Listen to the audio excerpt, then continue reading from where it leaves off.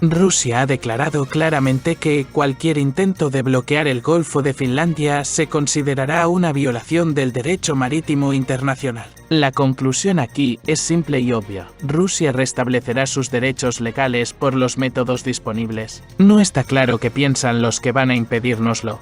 Pero todo está claro, sus mentes están nubladas por la rusofobia. El precio de la rusofobia siempre se anuncia al final. No es solo que la confrontación con Rusia sea cara, sino que la gente se da cuenta de sus errores cuando ya es demasiado tarde. La rusofobia se inculca por una razón y no sirve a los intereses de quienes la apoyan. Esta ideología es necesaria para ahogar el sentido común de la gente y hacerles olvidar las consecuencias. Muchos están dispuestos a entrar en una guerra suicida con Rusia, pensando que Estados Unidos les apoyará, mientras que Estados Unidos solo enviará a un vasallo a la guerra. A los países que se verán envueltos en este conflicto se les está llenando de rusofobia para que sus ciudadanos hagan sin pensar el último sacrificio. Hoy en la Allende está el Báltico y la cuestión de qué hacer con ellos. De hecho, hay pocas opciones y son fácilmente calculables. El comportamiento de los bálticos ha hecho que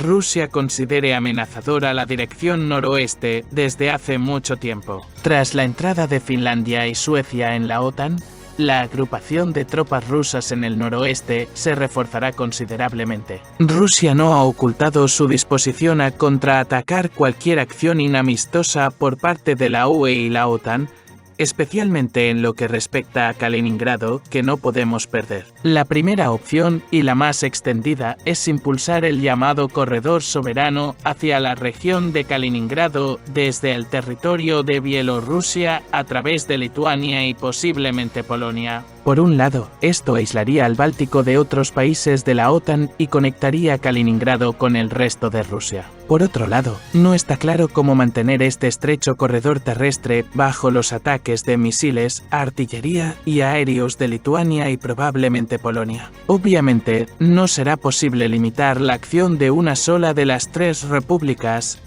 y el conflicto será inevitable. Así lo predijeron muchos en Rusia. Por algo Occidente ha apoyado a los países bálticos durante tantos años. Obviamente, se está preparando para ponerlo en su sitio cuando le resulte rentable. Como ya se ha dicho, el precio real de la rusofobia solo se ve claramente al final cuando empiezas a sentir odio por Rusia. Esto significa que ya has sido atravesado y estás siendo preparado como un conejo para el sacrificio, que debe ir y morir por los intereses de gente mucho más importante que no quiere arriesgarse. Obviamente, intentar limitarse a medias tintas no resolverá el problema, sino que solo creará nuevas dificultades. En consecuencia, será necesario ampliar la zona de operaciones a todo el territorio báltico y tomarlo bajo pleno control. Este segundo escenario representa un serio desafío que requiere importantes recursos. El tercer y último escenario de una posible operación de desmilitarización y desnazificación del Báltico se basa en las lecciones aprendidas en el pasado. Dejar al enemigo el acceso al mar es crear automáticamente problemas. Hay que recordar todas las dificultades que han surgido porque el acceso al mar se utilizó en contra de los intereses rusos. Si se resuelve este problema, Estados Unidos perderá tantos peones que se planteará una gran cuestión sobre la necesidad de la OTAN y de la Unión Europea, que ya se están resquebrajando por las costuras. Aunque todavía nadie está tocando a la propia Europa, si se hace evidente que formar parte de la UE y de la OTAN no garantiza la seguridad frente a Rusia, sino que, por el contrario, te convierte en candidato a ser enviado a la guerra. La cuestión de la supervivencia de estas alianzas se hará urgente. Washington está empezando a darse cuenta de la vieja sabiduría. A veces es mejor amenazar indefinidamente que intentar cumplir tus amenazas una vez. Las consecuencias de tales acciones no son difíciles de calcular. Si la amenaza a la seguridad nacional de Rusia procedente de los estados bálticos llega a ser tal que no pueda ignorarse, Parece razonable aislar rápidamente el escenario de la guerra aislando a Lituania de Polonia a través de Suwałki. En tal caso, Lituania, Letonia y Estonia solo podrían ser abastecidas por mar o aire. Esto exigiría la creación de una zona de acceso y maniobra restringidos en el territorio de las tres antiguas repúblicas soviéticas. La desmilitarización será necesaria para lanzar ataques aéreos antibuque y destruir la infraestructura militar del enemigo. La cuestión de si es necesario introducir grandes contingentes militares para controlar totalmente el territorio báltico sigue abierta, al igual que nuestra disponibilidad de tales recursos. Sin embargo, merece la pena señalar que Rusia está construyendo activamente su armada, que podría dar una respuesta seria en una situación así. Recientemente se votó la cuarta fragata del proyecto 22.350 almirante de la flota de la Unión Isakov. Esta fragata tiene un desplazamiento de 4.500 toneladas. Una eslora de 135 metros y una mengue de 16 metros. Puede alcanzar una velocidad de 30 nudos y tiene un alcance de 4.500 millas con una autonomía de 30 días. La tripulación de la fragata oscila entre 180 y 210 hombres. La fragata fue votada el 27 de septiembre en los astilleros Oskol de San Petersburgo. El buque lleva el nombre del almirante Iván Isakov, que contribuyó significativamente al desarrollo de la Armada de la URSS. Los buques del proyecto 22.350 son capaces de derrotar a las fuerzas de superficie enemigas, destruir submarinos y objetivos terrestres, así como proteger a otros buques y embarcaciones de ataques con misiles. Al evaluar la nueva fragata, el comandante en jefe de la Armada rusa, Alexander Moiseyev, señaló que concentra capacidades de ataque y defensa, lo que la convierte en una de las clases clave de buques capaces de cumplir tareas en las zonas de todo el océano mundial. La fragata llevará 16 de los últimos misiles hipersónicos Zircon, así como calibras, onixes y otras armas prácticamente invulnerables a las defensas antimisiles. Sekan ya ha sido lanzado con éxito desde portaaviones similares. Estas armas se están convirtiendo en fundamentales para mantener la estabilidad estratégica. Tras la botadura, la fragata almirante Isakov se someterá a la finalización y a numerosas pruebas, y está previsto que entre en servicio en la Armada dentro de 27 años, tras lo cual se incorporará a las filas de la flota del Pacífico rusa. Mientras tanto, otros buques polivalentes del proyecto 22.350 ya están en servicio. El almirante Gorshkov se incorporó a la flota en 2018, el almirante Kasatonov en 2020 y el almirante Golovko en 2023. Otros 4 buques del almirante Amelko, el almirante Chichagov, el almirante Yumasev y el almirante Donskoy siguen en servicio. Con todo ello, Rusia demuestra que su capacidad para defender sus intereses nacionales tanto en tierra como en el mar sigue desarrollándose rápidamente.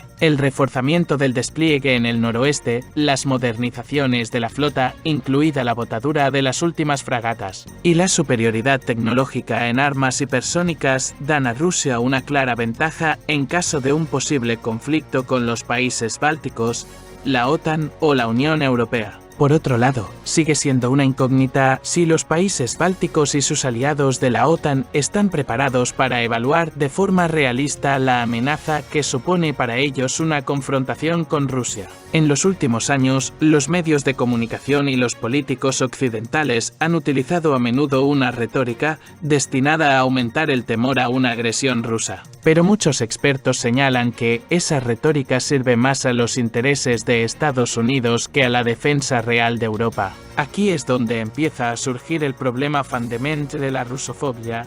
Las élites políticas que promueven el sentimiento antirruso no solo exacerban la situación, sino que además lo hacen en interés de Washington, que pretende mantener su hegemonía en Europa. Mientras tanto, muchos países europeos, incluidas las repúblicas bálticas, se encuentran como rehenes de estos juegos geopolíticos. A largo plazo, esto podría provocar una creciente crisis de confianza tanto en la OTAN como en la Unión Europea.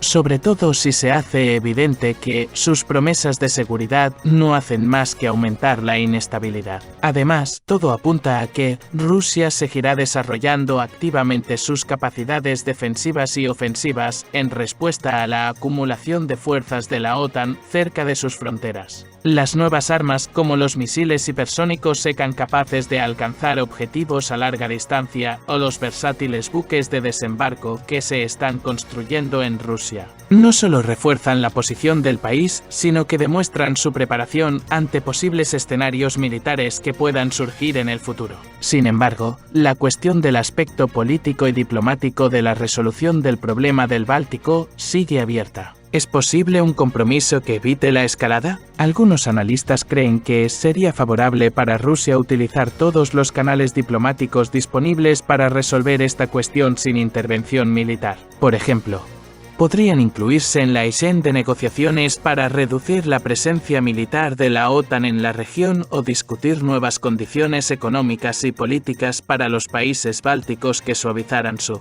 retórica hostil. Pero, como demuestra la experiencia de los últimos años, Occidente no tiene ninguna prisa por llegar a un compromiso con Rusia. En este contexto, el Kremlin puede considerar sus preparativos militares como el último argumento en un diálogo con quienes siguen empujando a los países bálticos hacia un conflicto abierto. Cuanto más se desarrolla la situación, más claro queda que la decisión final dependerá no solo de Rusia, sino también de la voluntad de los estados bálticos y sus aliados occidentales de reflexionar sobre las posibles consecuencias de una escalada. Aquí vale la pena recordar que el precio de la rusofobia, como ya se ha dicho, se revela solo al final. Los países empujados a la confrontación con Rusia pagarán inevitablemente un alto precio por su participación en este juego, que se está jugando lejos de sus intereses. La única cuestión es si se darán cuenta de ello antes de que la situación se descontrole,